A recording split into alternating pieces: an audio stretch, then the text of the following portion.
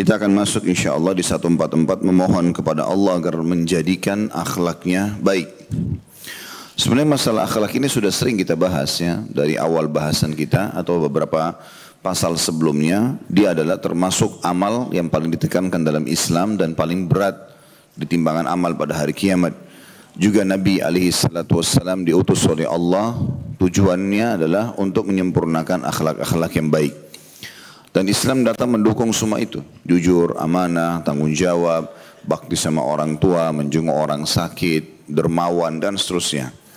Begitu juga dengan Islam datang melarang semua akhlak yang buruk.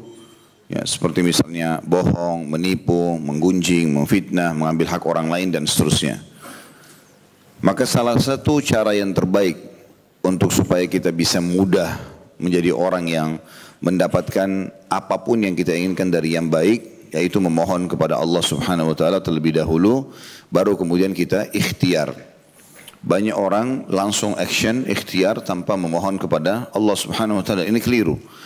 Makanya kita sebelum makan disuruh berdoa, sebelum tidur berdoa, sebelum keluar rumah, sebelum beraktivitas. Kalau selesai kita bersyukur kepada Allah Subhanahu wa taala. Oleh karena itu sebelum ke dokter, sebelum bekerja, sebelum mau melamar, sebelum apa saja memulai usaha, kita memohon kepada Allah Subhanahu wa taala semoga Allah berkahi. Umar bin Khattab radhiyallahu anhu saking cintanya dengan berdoa dan memohon kepada Allah ini, beliau tidak ketemu dengan orang-orang kecuali beliau menyampaikan kalau mari kita berdoa kepada Allah di momen-momen di mana mereka bertemu. Disebutkan dalam sebuah kisah, beliau biasanya setiap habis Isya itu keliling Madinah mencari kira-kira siapa yang butuh bantuan atau mungkin ya, dia menemukan ada orang yang melakukan perbuatan mungkar lalu dia berhentikan perbuatan mungkar itu. Sampai akhirnya setelah keliling Madinah dia masuk ke dalam masjid, ternyata masih ada beberapa orang sahabat Nabi. Ya, pada saat itu di zaman kerajaannya Umar bin Khattab ada beberapa sahabat Nabi yang lagi duduk. Maka Umar bertanya, lagi buat apa kalian di sini? Kalau yang bermanfaat Umar dukung, tapi kalau yang buang-buang waktu maka Umar marah. Sambil mengatakan kepada mereka, apakah kalian membuang-buang waktu kalian sehingga sholat malam dan subuh kalian terlewatkan? Maka berkatalah mereka, kami sedang duduk melanjutkan zikir kami. Maka Umar bin Khattab mengatakan, kalau begitu mari kita berdoa. Lalu Umar pun mengajak mereka untuk duduk dan masing-masing dari sahabat ini berdoa kepada Allah untuk mereka semua.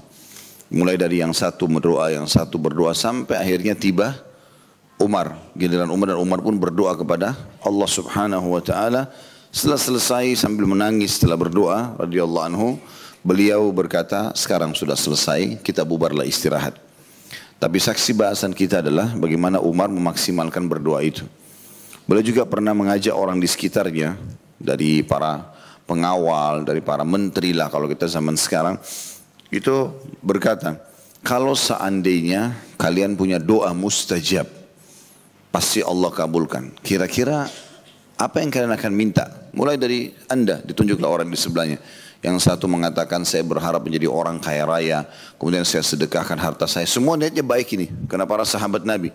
Yang satu mengatakan saya berharap bisa saya gunakan untuk jihad di jalan Allah. Yang satu mau membangun fasilitas ibadah, yang satu membantu orang tua dan seterusnya. Sampai akhirnya setelah selesai semua mereka bertanya, wahai Amir Mu'minin, kalau anda sendiri apa? Kata Umar, kalau saya pasti punya satu doa yang ijabah, mustajab, maka saya berharap berdoa agar Allah mengaruniai kaum muslimin pemimpin yang adil, yang baik, yang taat kepada Allah supaya bisa menyebarkan kemakmuran. Di musim hujan seperti ini juga termasuk waktu mustajab doa. Jangan berkeluh kesah. Justru kesempatan sekarang berdoa kepada Allah SWT. Orang banyak melakukan hal-hal yang keliru pada saat hujan turun. Kekeliruan di sini tentunya bukan sampai pada perbuatan haram ya. Kecuali kalau mereka mencaci maki, maka itu sudah sampai pada perbuatan yang haram. Karena kita tidak boleh mencaci maki ciptaan Allah Subhanahu wa taala. Air hujan juga datangnya dengan ada campuran dengan angin gitu kan.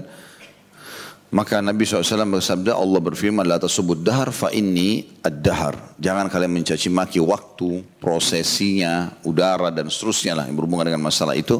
Karena aku adalah penciptanya, kata Allah.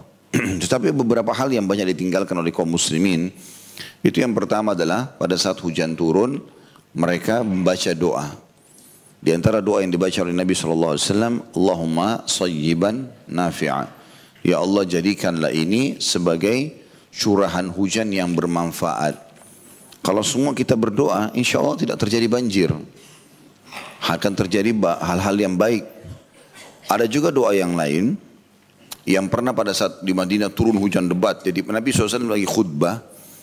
Kemudian ada satu orang datang, lalu dia seperti orang yang tergesa-gesa, punya hajat. Tapi ini khutbah Jumat.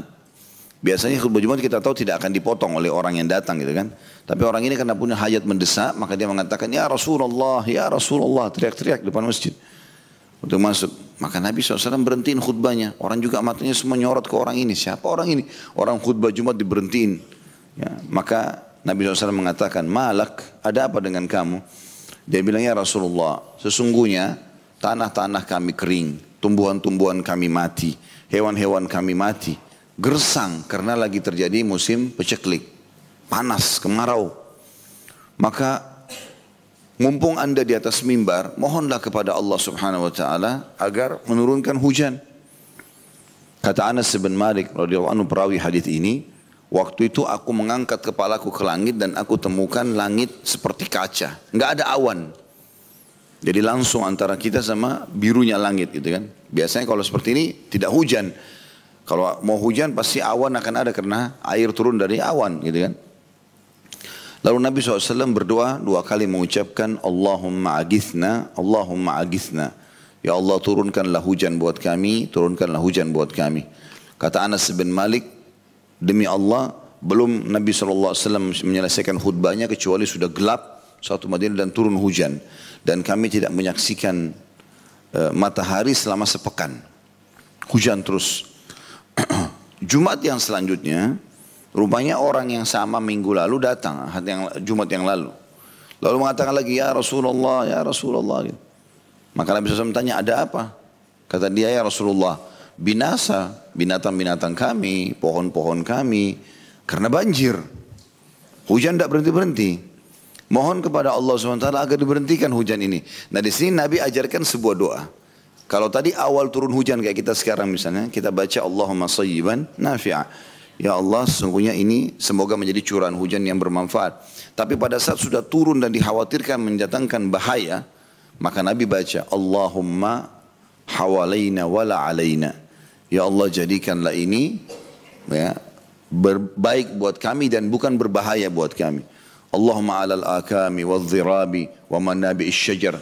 Ya Allah jadikanlah air-air ini terserap oleh ya, dahan-dahan, lereng-lereng gunung, pohon-pohonnya.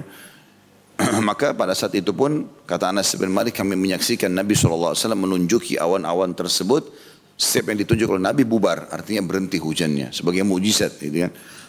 Tapi Nabi SAW baca ini, Allahumma hawalaina wala alaina, Allahumma alal akami wal dhirabi wa manabi isyajar. Jadi ini juga termasuk doa agar tidak terjadi bencana-bencana yang tidak diharapkan dari hujan tersebut. Jadi pertama berdoa. Yang kedua termasuk sunnah Nabi SAW yang mungkin orang tidak kerjakan itu adalah membasahi diri sedikit dengan air hujan itu. Ya. Jadi kayak kita mandi hujan itu sebenarnya bagian dari sunnah Nabi. Karena pernah terjadi waktu turun hujan Nabi SAW marah keluar kena hujan. Dan beliau membuka imamahnya dan membasahi sedikit bagian badannya. Dibiarkan air kena. Tentu tidak basah kuyup tapi diambil sedikit. Ya. Keberkahan dari air hujan itu. Para sahabat berkata, ya Rasulullah kenapa anda lakukan itu? Kata Nabi SAW sesungguhnya air hujan ini baru turun dari rahmat Tuhannya. Bisa banyak maknanya kalimat ini ya. Bisa maknanya adalah baru saja Allah filterkan air ini. Karena air yang kita pakai ini kan bukan air baru. Inilah air yang dari dulu turun-temurun manusia pakai. Ya. Yang sudah dipakai mencuci, yang sudah dipakai mandi, dipakai segala macam. Ini kan dengan hikmah Allah SWT kalau pada saat lagi kemarau menguaplah air-air tersebut.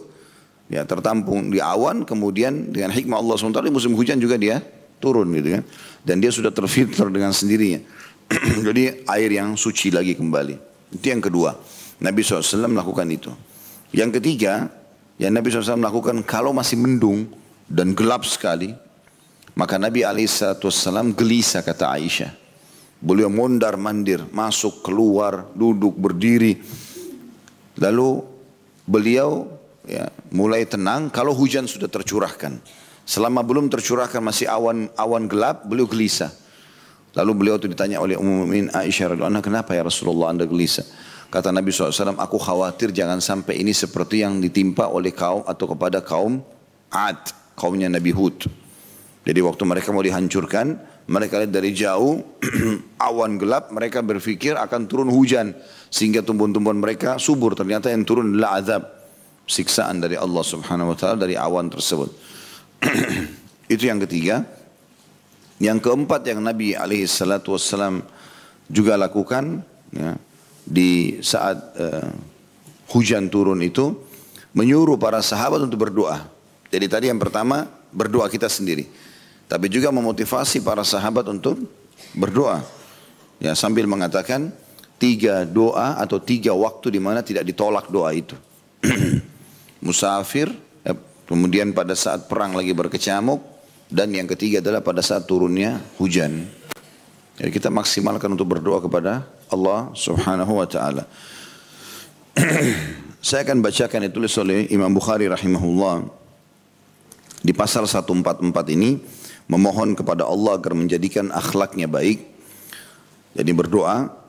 Hadisnya nomor 307. Imam Bukhari berkata, rahimahullah, Muhammad bin Salam mengabarkan kepada kami, ia berkata, Marwan bin Muawiyah al-Fazari mengabarkan kepada kami dari Abdurrahman bin Ziyad bin An'um, dari Abdurrahman bin Rafi' At-Tanuhi, an Abdullah bin Amr radhiyallahu anhuma anna Rasulullah sallallahu alaihi wasallam kana yukthiru an yad'u Allahumma inni as'aluka as-sihhata wal 'iffata wal amanata wa husnal khuluqi war ridha bil qadar.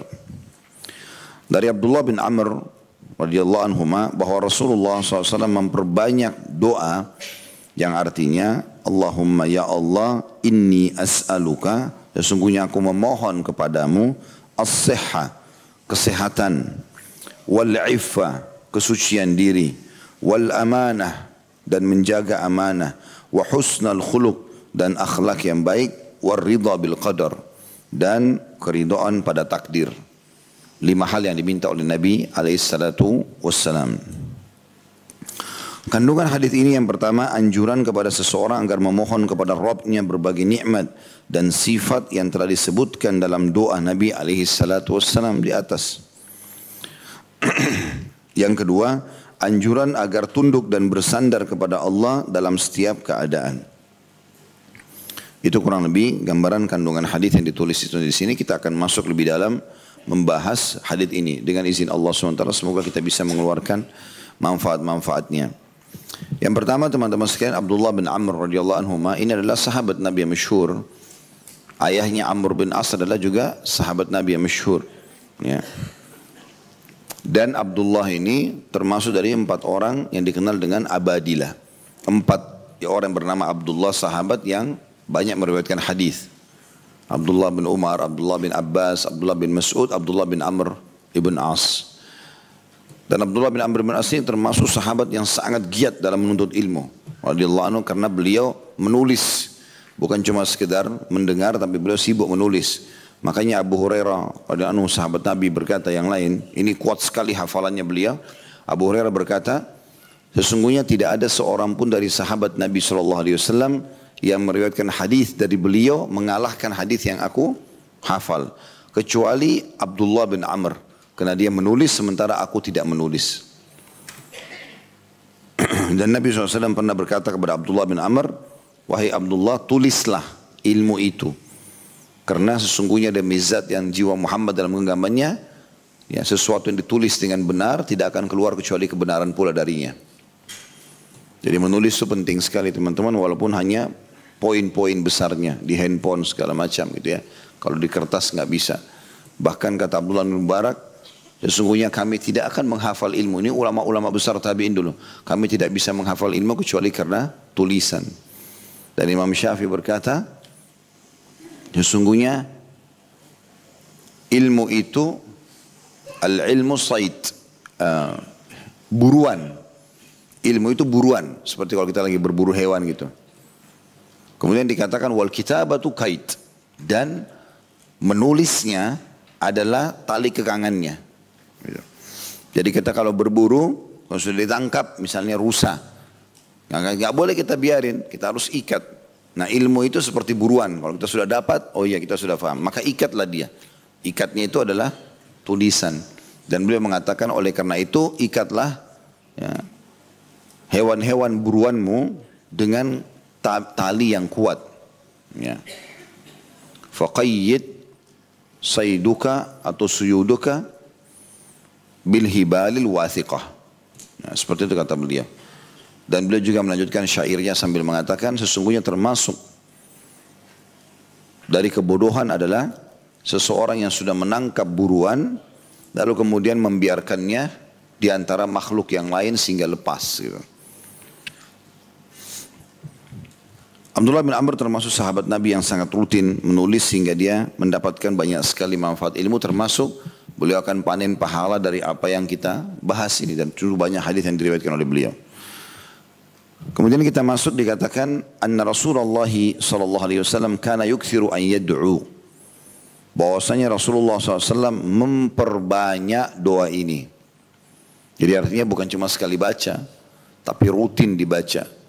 Dan bisa bermakna juga potongan ini adalah Nabi SAW tidak lewatkan harinya kecuali berdoa dengan doa ini. Setiap kali Abdullah bin Amr melihatnya atau bertemu dengan Nabi pasti mendengarkan doa ini diucapkan.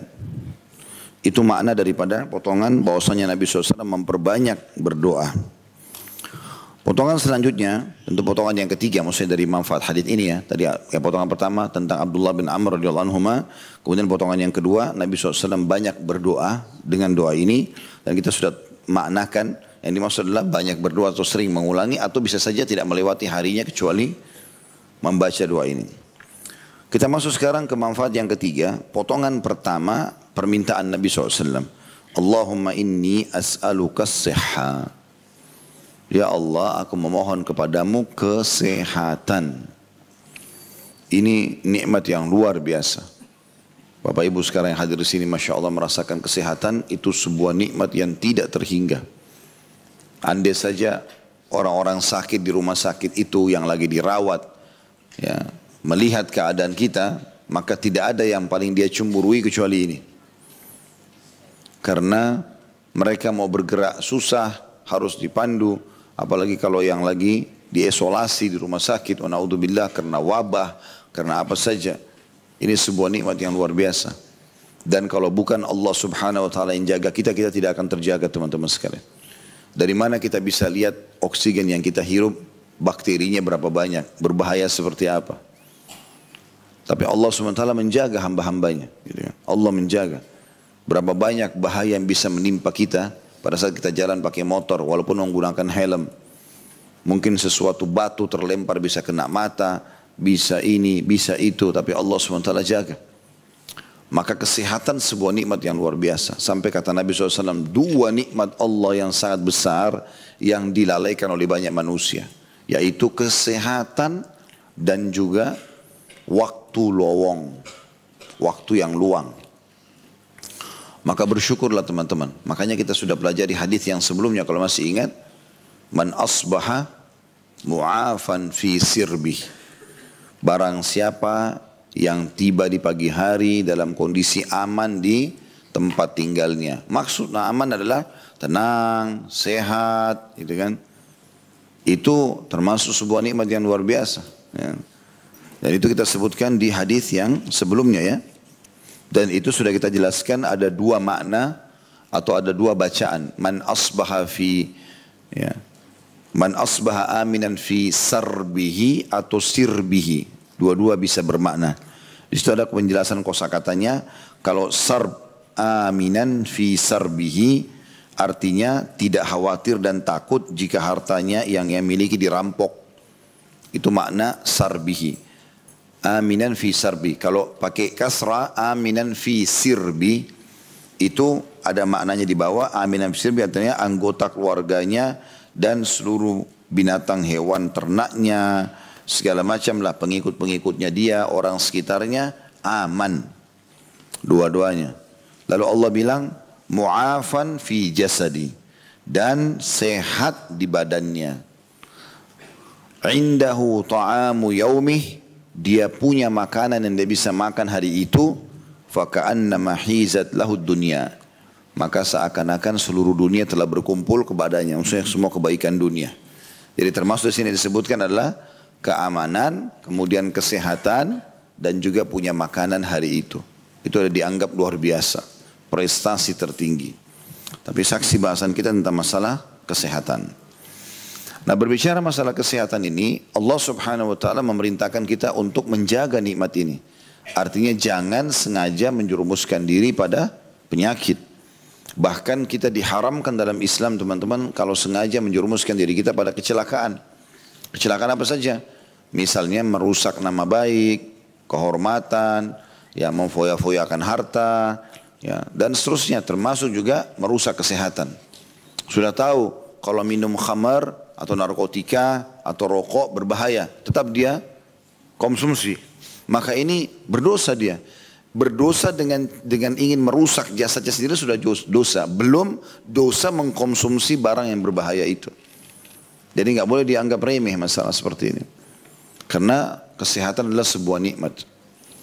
Sebagian ulama mengatakan walaupun ujian Allah akan datang kepada setiap orang, misalnya sakit, ya, tetapi secara umum orang-orang yang coba berusaha menjaga nikmat kesehatan ini dengan bersyukur, menjaga dirinya supaya jangan sampai sakit, misalnya, kalaupun dia kena penyakit ringan, flu, demam, yang cepat hilang, tidak akan kena penyakit kronis. Tapi kalau kita temukan orang yang amburadul, sembarangan dimakan, ya, sembarangan dikerjakan, segala macam yang berbahaya buat dia, bahkan walaupun ya, hanya sekedar coba-coba, ini hewan enak nggak sih kalau dimakan, padahal sebenarnya nggak boleh. Ya. Maka dia coba makan ini, makan itu, ya. Sekarang di zaman kita makin aneh gitu. Ya. Bahkan orang Muslim cecak haram dimakan, tidak boleh. Cecak itu binatang foesikah, tidak boleh makan. Angkat di medsos makan cecak. La haula wala quwwata. Sudah kehabisan daging sapi, ayam, kambing, kan ada, kelinci, ikan. Kenapa cecak? Itu. Contoh saja, aneh. Ada orang makan tikus, ada orang makan ini, orang makan itu. Akhirnya wajar kena penyakit-penyakit kayak sekarang, corona dan segala macam. Karena aneh-aneh gitu. Ya. Aneh-aneh. Maka wajib kita menjaga kesehatan kita. Nggak boleh sembarangan. Termasuk dalam menjaga kesehatan adalah tidak boleh memaksakan diri makan kalau sudah kenyang. Kalau sudah kenyang selesai. Jangan paksakan, oh ini karena enak. Atau karena tamak, gitu kan. Salah satu ciri orang tamak itu kalau dia bertamu ke rumah orang atau ada acara, pasti piringnya penuh. Takut kehabisan. Tidak fikir orang lain. Kan tuan rumahnya biasa, oh 100 orang tamu. Ya udah tempenya mungkin 100 potong juga. Paling lebih 2-3. Diambil 5 potong tempe, ambil daging sekian potong sampai numpuk semua. Tidak ada rasa malu. Kenapa begini? Kisah salafus saleh unik sekali, ya. Mereka itu pasti mendahulukan orang lain daripada dirinya sendiri. Disebutkan dalam sebuah kisah mereka pada ngumpul, para tokoh-tokoh tabi'in, mungkin lebih dari 7 orang. Dan tuan rumah yang sedang didatangi tidak punya kecuali makanan itu, makanya mereka hidangkan. Ciri mereka itu kalau ada tamu pasti keluarin semua yang mereka miliki, nggak disimpan-simpan. Jadi kalau dia cuma hidangkan itu berarti cuma itu saja dia punya. Gitu. Maka yang terjadi adalah supaya ayo silakan makan kata tuan rumah, supaya mereka mau makan tidak berani sentuh. Tuan rumahnya padamin lampu, obornya dipadamin, ya, supaya ada yang mau makan. Begitu dinyalain kembali nggak ada yang sentuh makanan itu.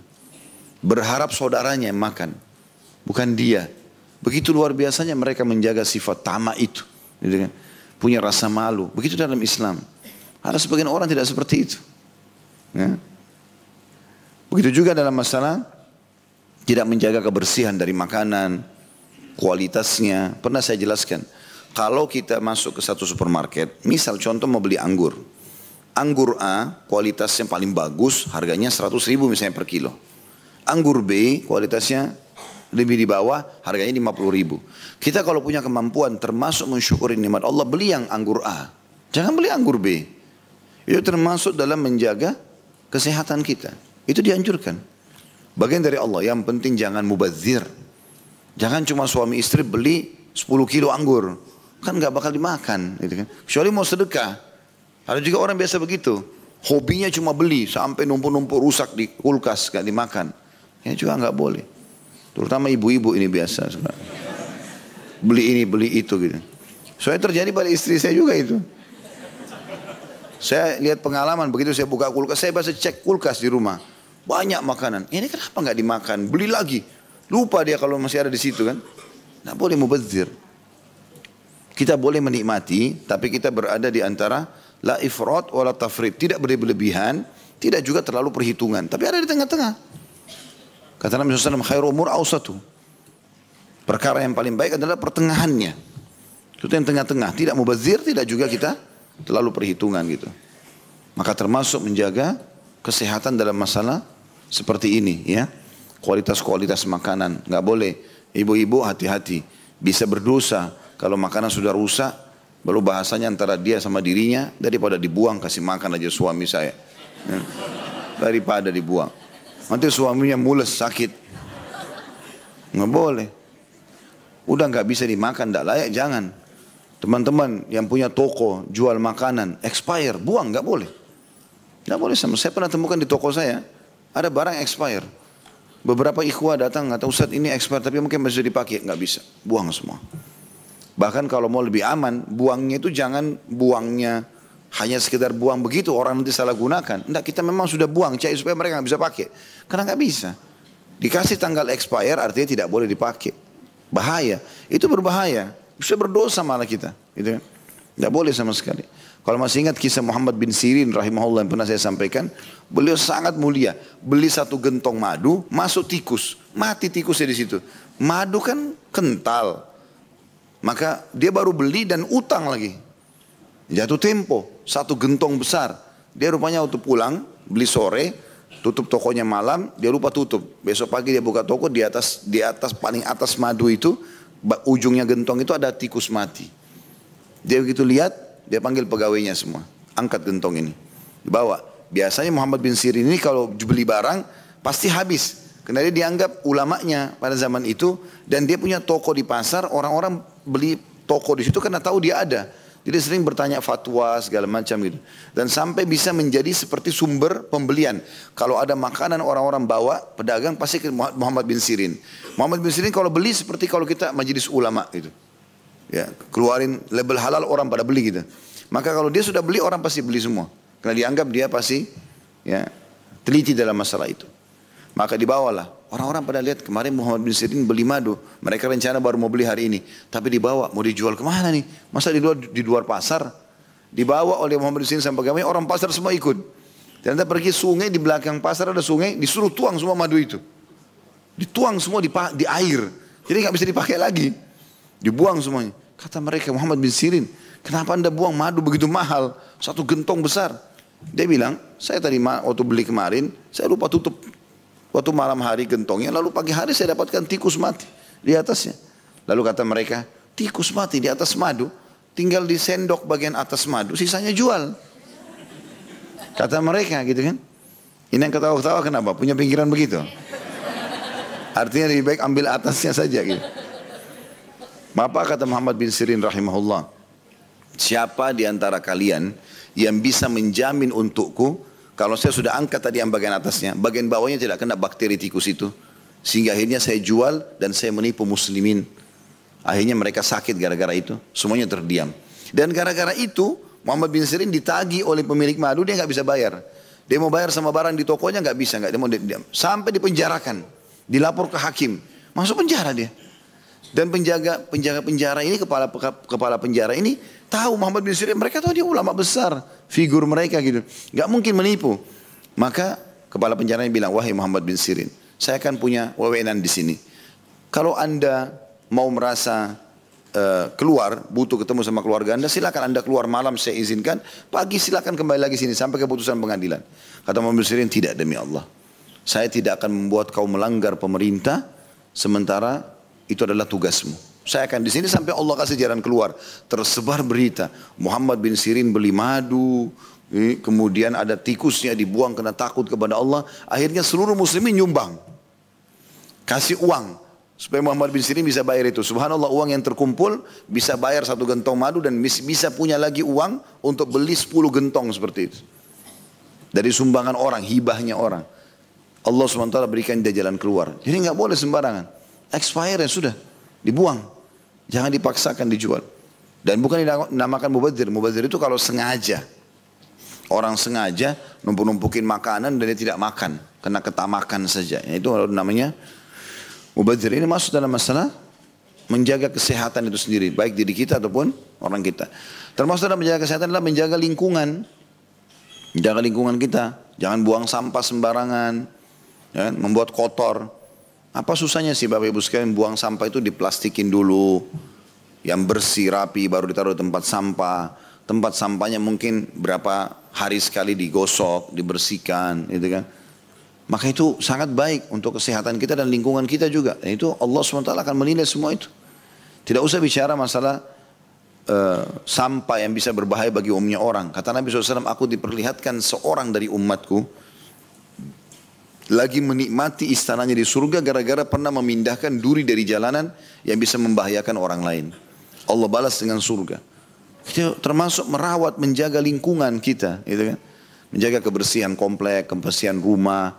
Ya, itu simbol menjaga kebersihan kendaraan. Itu semua bagian daripada syariat Allah Subhanahu Wa Taala. Orang Muslim harus indah, bersih dan menjaga semua itu. Nah, ini semua masalah kesehatan. Termasuk dalam masalah kesehatan adalah merawat diri itu sendiri. Jadi mandi pada saat gerah, ya. Allah Subhanahu Wa Taala tidak akan rasa gerah kecuali supaya kita mandi, gitu kan? Mungkin banyak orang berkeluh kesah dengan gerah badannya, padahal sebenarnya dengan gerah dia mau mandi. Coba kalau nggak gerah-gerah, nggak mandi-mandi kan gitu. Ya karena saya temukan begitu. Waktu saya pergi ke Eropa, pergi ke Amerika di musim dingin, pada saat ada undangan ke sana, itu mereka heran dengan orang Indonesia kenapa mandi sehari 2 kali. Mereka kadang-kadang nggak mandi karena nggak keringatan kan. Mereka nggak mandi berhari-hari gitu. Jadi aneh juga ini. Jadi tidak selamanya juga mandi itu berhubungan dengan masalah keringatan kan. Kita ada mandi junub, ya. Kita ada mandi haid dan nifas, kita ada mandi Jumat, ya. Dalam Islam ada, dianjurkan. Dan kalaupun tidak mandi maka ada wudu setiap saat.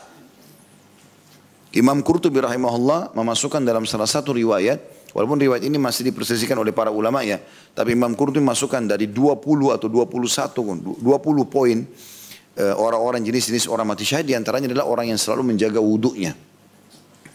Nabi SAW ingatkan kepada sahabat itu, siapapun yang meninggal dalam keadaan suci berwudu, jadi setiap batal wudu dia wudu lagi begitu, maka dia dihitung mati syahid pada saat meninggal, gitu kan?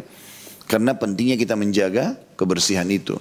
Karena ini termasuk penyebabnya orang tidak merawat giginya. Kadang-kadang ada orang begitu ketawa, kuning semuanya, ya. Kotor, ngomong nggak enak, bau mulutnya. Tapi dengan percaya diri, ini sebenarnya nggak boleh. Termasuk perintah Nabi SAW bersiwak, gitu kan?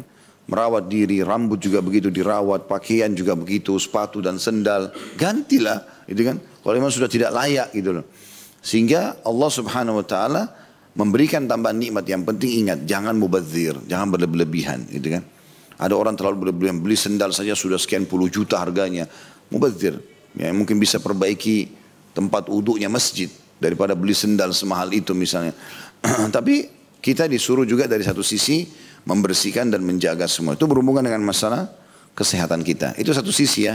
Jadi menjaga kesehatan diri, merawat juga lingkungan kita. Seperti itulah kurang lebih. Sisi yang lain, poin kedua berhubungan dengan masalah kesehatan adalah kita mengkonsumsi ya, apa yang dikonsumsi oleh Nabi SAW. Biasakan kita ini makan kurma, bukan cuma bulan Ramadan, gitu kan? Atau pada saat buka puasa. Kurma dikonsumsi setiap hari. Karena Nabi SAW mengatakan siapa yang mengkonsumsi 7 butir kurma ajwa di pagi hari, maka dia akan selamat dari sihir dan racun. Bayangin aja. Jadi tanpa berobat ini luar biasa. Sudah langsung jadi tameng yang sangat kuat dari sihir dan racun. Jadi orang kalau niat jahat sama kita, mau sihir ataupun mau racuni, maka tidak kena. Dengan izin Allah SWT. Saya pernah nonton sebuah cuplikan dari seorang dokter. Dia mengadakan penelitian, ternyata 1 butir kurma itu sudah mencukupi, kalau 1 butirnya kita makan 6% dari kebutuhan sehari kita. Jadi kalau Nabi SAW suruh kita konsumsi 7 butir per hari itu berarti sudah 42%. Hampir setengah kebutuhan kita terpenuhi dengan itu. Dalam arti kata, Kalau kita makan 3 kali lipat 21 butir kurma, semua kebutuhan kita seharian sudah terpenuhi. Kita nggak butuh makan apa-apa lagi. Karena bagusnya tingkat nutrisi yang ada pada kurma itu gitu. Maka coba dikonsumsi, kan? Dibiasakan itu menjadi sebuah rutinitas. Karena ini makanan kaum muslimin. Bahkan salah satu buah yang disebutkan di surga adalah buah kurma. Ya, Allah sebutkan dalam Al-Quran surah Ar-Rahman. A'udzubillahi minasyaitonir rajim. Fihima nakhlun. Fihima fakihatun wa nakhlun wa rumman. Di surga itu banyak melimpah buah-buahan. Lalu disebutkan secara khusus di antara buah-buahan tersebut kurma dan delima. Saya kan pernah bilang, sebagian ulama mengatakan buah-buahan yang disebutkan dalam Al-Quran tentang makanan ahli surga itu yang paling baik dikonsumsi selama di dunia. Jadi kayak delima, kurma, anggur, ini termasuk disebutkan di antaranya kurma, contoh misal. Dan Nabi SAW memang makanan rutinnya beliau itu. Jadi jangan bilang kurma kan itu makanannya orang Arab, Jazirah Arab karena pohonnya banyak gitu kan. Enggak, di Indonesia kan sudah ada berhasil buahnya. Saya nonton ada cuplikannya itu. Contoh saya itu kalau tidak juga sudah banyak importer yang masukkan itu. Kemudian juga di antaranya Nabi SAW itu paling gemar mengkonsumsi tharid. Tharid itu kayak roti gandum yang ditaruh di wadah kemudian dituangkan kari kambing bersamanya. Yang sudah pernah saya jelaskan, mengkonsumsi daging kambing bagian daripada agama kita. Ya. Jadi kalau ada yang masih alergi tidak mau makan daging kambing karena ini sugesti-sugesti yang negatif, ini semua harus dihapus. Apalagi mengatakan kambing makanannya orang Arab, salah itu. Kambing itu makanannya orang Islam, iya benar. Kok bisa Ustaz? Ya banyak dalilnya. Yang pertama hadits Bukhari, di mana Nabi SAW sangat gemar memakan paha kambing. Berarti kalau kita mengaku sebagai pengikut Nabi Muhammad SAW, ya makan apa yang beliau suka. Beliau sangat gemar. Berarti sudah ikut termasuk sunnah. Mau dia orang Arab, mau orang bule, mau orang Melayu sama saja. Yang kedua kita punya akikah. Akikah itu keluar satu anak laki-laki, berarti 2 ekor kambing sembelihnya. Kalau anak perempuan, 1 ekor kambing. Tidak bisa diganti hewan lain. Nggak bisa ganti hewan lain, nggak bisa ganti sapi kah, nggak bisa ganti unta. Karena pernah terjadi ponakan Aisyah radhiyallahu anha, anaknya Abdurrahman bin Abi Bakar radhiyallahu anhu ajma'in. Waktu Nabi SAW sudah meninggal nih, rupanya lahir anaknya Abdurrahman, kemudian anak laki-laki rupanya, anak laki-laki perempuan. Intinya tidak disembelihkan kambing, disembelihkan unta karena dianggap keluarganya orang mampu supaya lebih besar bisa berikan makan orang banyak, sembelih unta. Waktu Aisyah tahu, Aisyah mengatakan keliru.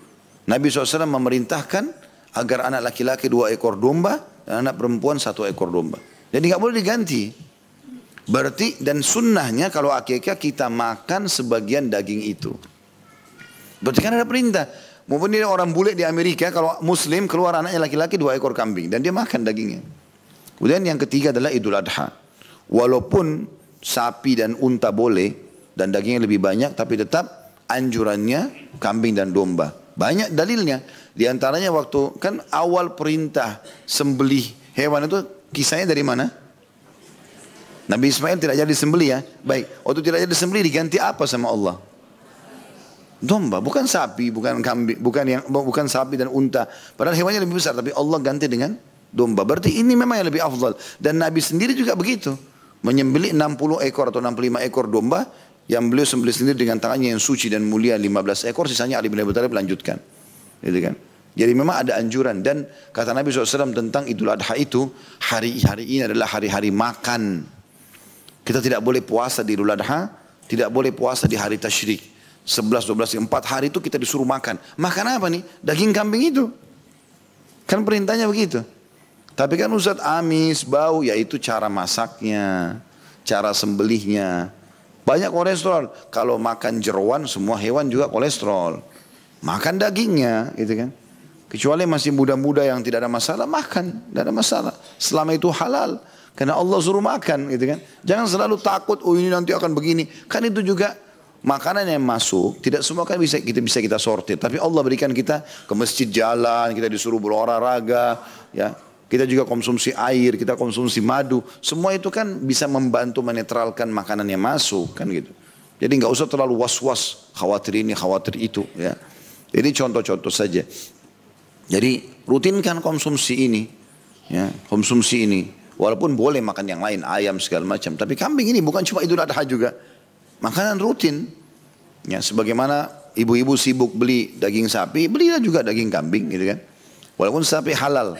Ini contoh saja. Karena tidak mungkin syariat menekankan tentang masalah tadi Nabi paling gemar makan kambing, akikah adalah daging kambing, kemudian Idul Adha lebih afdal kambing. Kecuali memang ada sesuatu di situ dan kita dianjurkan makan sebagiannya gitu kan. Mengkonsumsi madu. Ini konsumsi madu bukan kapan mau. Jadi kapan tiap hari. Ya. Ada seseorang di Saudi itu umurnya sudah hampir 90 tahun seingat saya. Allahu alam, tapi saya ingatnya begitu. Sudah cukup lama kisah ini. Dia sangat sehat Masya Allah. Akhirnya ditanya oleh seseorang, apa rahasianya? Dia bilang, saya setiap malam tidak pernah lepaskan 1 sendok madu. Rutin saya minum, 1 sendok minimal konsumsi madu itu. Gitu kan. Habbatus sauda harus ada di rumah. Jintan hitam, taruh. Itu yang Nabi SAW mengatakan obat untuk semua penyakit kecuali kematian. Kenapa nggak dibeli nih? Kenapa nggak dikonsumsi? Ya. Ini contohnya. Dan banyak sekali yang lainnya. Seperti Nabi SAW kadang-kadang juga menggabungkan kalau makan kurmanya dengan semangka. Ya, lalu beliau mengatakan panasnya ini ditunjuk kurma, didinginkan oleh dinginnya ini, semangka. Dinginnya ini ya dinetralkan oleh panasnya ini. Nabi gabungkan. Berarti kita bisa mixkan.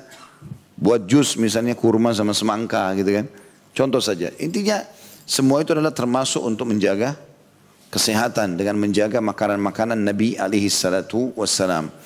Kemudian yang ketiga yang masuk dalam bahasan kita adalah banyak berdoa agar Allah berikan kita kesehatan. Dan kalau sudah sakit berobatlah dengan bacaan-bacaan yang diajarkan oleh Nabi alaihi salatu wassalam. Ini sudah pernah saya sebutkan ya. Doa-doanya di sini beberapa waktu yang lalu. Dan teman-teman bisa kembali ke ceramah itu insya Allah.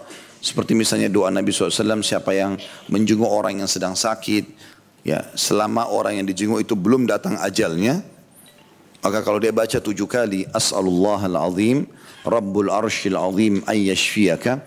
Aku memohon kepada Allah yang maha agung, pemilik singgasana yang agung, agar menyembuhkanmu 7 kali, maka pasti Allah akan sembuhkan. Selama ajalnya belum datang. Begitu juga dengan hadis Nabi SAW, siapa yang merasa sakit, maka sebaiknya dia memegang tempat sakitnya, lalu mengatakan, Bismillah, Bismillah, Bismillah 3 kali, lalu dia membaca, A'udhu bi'izzatillahi wa qudratihi min syarri ma ajidu wa uhadhiru. Dengan nama Allah, dengan nama Allah, dengan nama Allah, aku berlindung dengan kemaha muliaan Allah dari semua keburukan yang aku rasakan, ya, dan juga aku berhati-hati darinya. Itu dibaca 7 kali, dipegang tempat sakit. Tapi harus diikuti dengan keyakinan ya.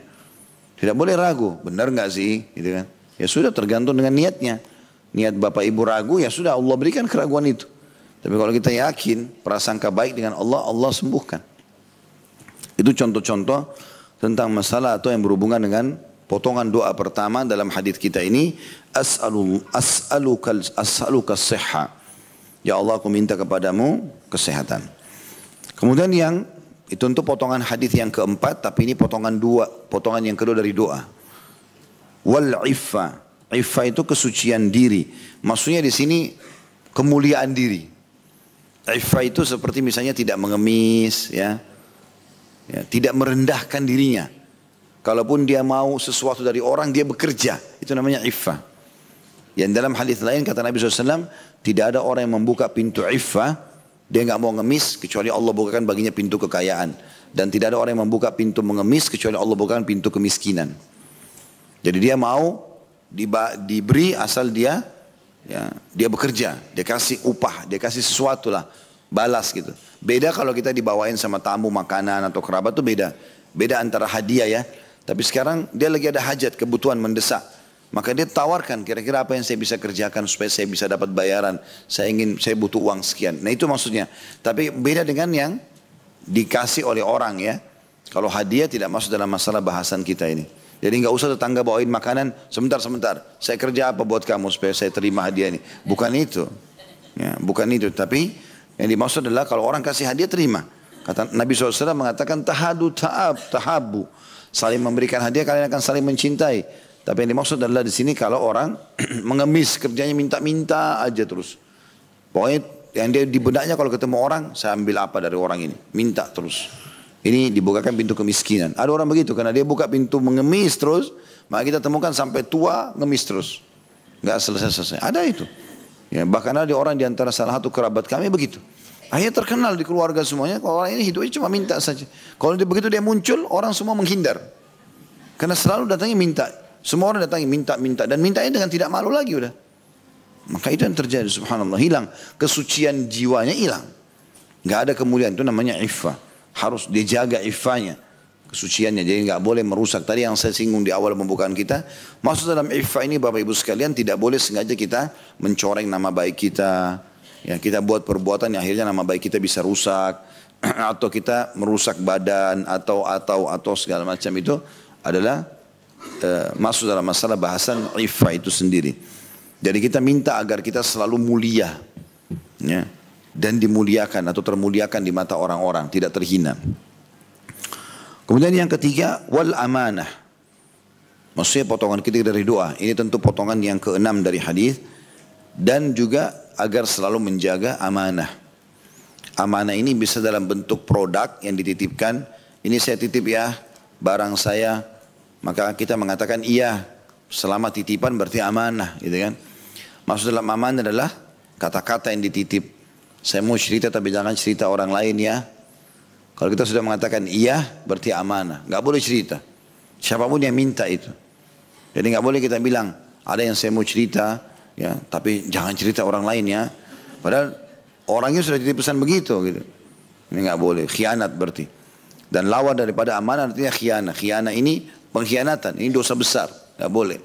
Kalau sudah amanah ya amanah, jaga. Maksud dalam masalah amanah adalah pegawai dengan peraturan-peraturan yang ada di perusahaan itu amanah. Atasan, pemilik perusahaan dengan janji-janjinya ini amanah. Orang tua menjaga anaknya adalah amanah. Anak bakti sama orang tua adalah amanah. Suami pada istri pada suami menjaga nama baik mereka sama-sama adalah amanah. Ini banyak dilanggar nih suami istri ini. Kapan lagi senang, puji-puji pasangannya. Kapan lagi ada masalah, buruk semuanya. Apalagi kalau terjadi perceraian, luar biasa gitu. Sering kita dengar di negara kita gitu. Cerai saling menyalahkan, sudah nggak ada kebaikannya. Padahal Allah bilang tentang masalah perceraian, wala tansul fadla bainakum. Jangan pernah kalian lupakan kebaikan yang pernah terjadi di antara kalian. Disuruh kita bermusyawarah dengan cara baik. Cerai pun anak nggak boleh jadi korban, kan gitu. Nggak boleh saling rebut-rebut nih karena emosional, nggak. Kita punya masalah dengan pasangan antara kita sama dia, nggak ada hubungannya sama anak-anak. Ini enggak, anak-anak diambil, enggak boleh ketemu ibunya karena hak asuh jatuh pada ayah. Atau si ibu ambil anaknya, enggak boleh hak asuh pada dia. Enggak boleh ketemu ayahnya. Ini haram semua dalam Islam. Enggak boleh. Masa memutus silaturahim? Dari mana kita bisa hapus status orang tua dari anak ini? Enggak mungkin. Dan kesian mereka secara kejiwaan, kan gitu. Jadi kalaupun kita ada masalah, kita saja. Kenapa dulu ibu dan ayah cerai? Kenapa ibu cerai sama ayah? Kenapa ayah cerai sama ibu? Oh, mungkin ibu atau ayah ada kekurangan nak, sehingga ayahmu atau ibumu lebih benar. Kan cocok, selesai. Walaupun kita rasa diri kita benar. Jadi kita jadikan bahan muhasabah. Oh memang tuh ayahmu itu dulu gini begini buruk. Iya.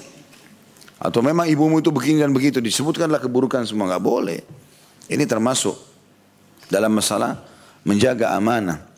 Allah subhanahu wa ta'ala tidak menjadikan kita suami istri sehingga saling terbuka. Ya, apalagi terbuka badan, terbuka segala macam. Apapun aib di badan kelihatan gitu kan. Maka kecuali harus menjaga amanah itu. Baik selama bersama ataupun sudah tidak bersama. Ini semua sudah masalah amanah semuanya. Gitu kan. Amanah-amanah jabatan juga begitu ya. Walaupun cuma pengurus masjid. Walaupun hanya penasehat. Walaupun hanya RT dan segala macam. Ini semua amanah sampai kepada pemimpin negara, kepada masyarakatnya.